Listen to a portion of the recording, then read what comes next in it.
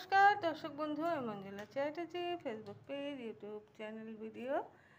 আজকে আমি বানাচ্ছি এঁচোড় আলু ছাড়া। এর জন্য নিয়ে নিয়েছি পেঁয়াজটা একটু গ্রেট করে নিয়েছি, কিছুটা এমনি কাঁচা ঘুষিনি আর কি, এরকম।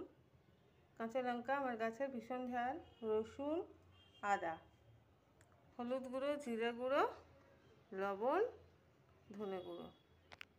তো আমি এঁচোড়টাকে সেদ্ধ করব, তার জন্য আমি এখানে একটু এর মধ্যে তেল দিয়ে দিলাম, কারণ এঁচোড়ের আটাটা ছিটবে না কুকারের গায়ে। আর লবণ দিয়ে দিলাম, ভালো করে সেদ্ধ হয়ে যাবে। এঁচোড়গুলোকে আমি ধুয়ে রেখেছি, কুকারে আমি এঁচোড়গুলো দিয়ে দিলাম।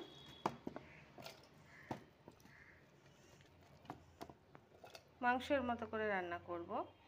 এঁচোড়টা এখন সিটি পড়ছে, আমি এখানে মশলাগুলো ভালো করে কষিয়ে নিই। দিয়ে দিলাম জিরে ফোড়ন, একটু কাঁচা লঙ্কা,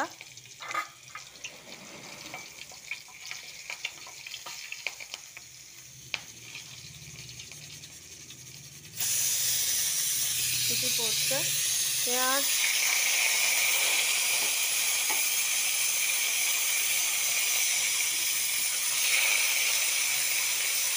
পেঁয়াজটাকে ভালো করে ভেজে নেব। পেঁয়াজটা সুন্দর করে ভাজা হয়ে গেছে, আর এঁচোড়টা সেদ্ধ করে এখানে রেখে দিয়েছি। এবারে আমি রসুন আদাটা এখানে দিয়ে দেব।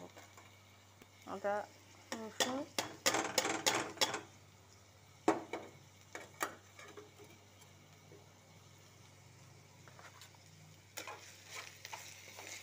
ভালো করে এটাকে ভাজবো।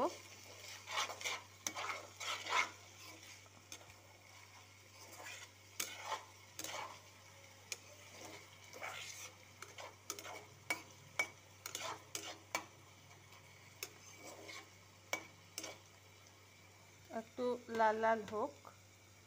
এবার আমি এখানে আমার মশলাটা দিয়ে দিচ্ছি।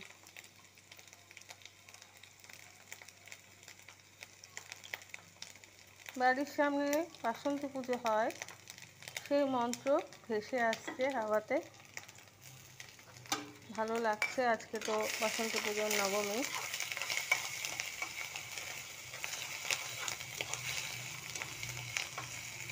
এটাই আমাদের অরিজিনাল দুর্গা পুজো।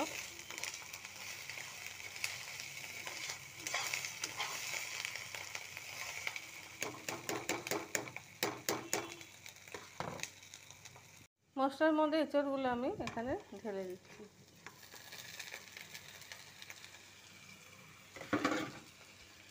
এবারে আমি এটাকে মিক্স করব মশলার সাথে।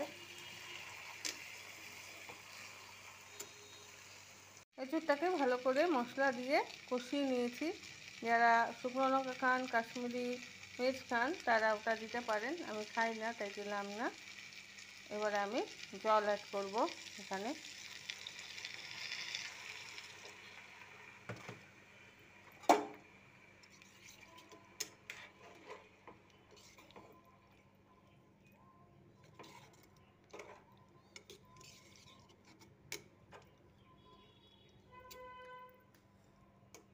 ফুটুক, ব্যাস এঁচোড়ের তরকারি আমার রেডি। আর এর মধ্যে শুকনো লঙ্কা গুঁড়ো বা কাশ্মীরি মির্চ দিলে এটা রঙটা রেড আসবে, লাল লাল এঁচোড় হয়ে যাবে। এই হলো আমার এঁচোড়ের শর্টকাট রেসিপি। ধন্যবাদ।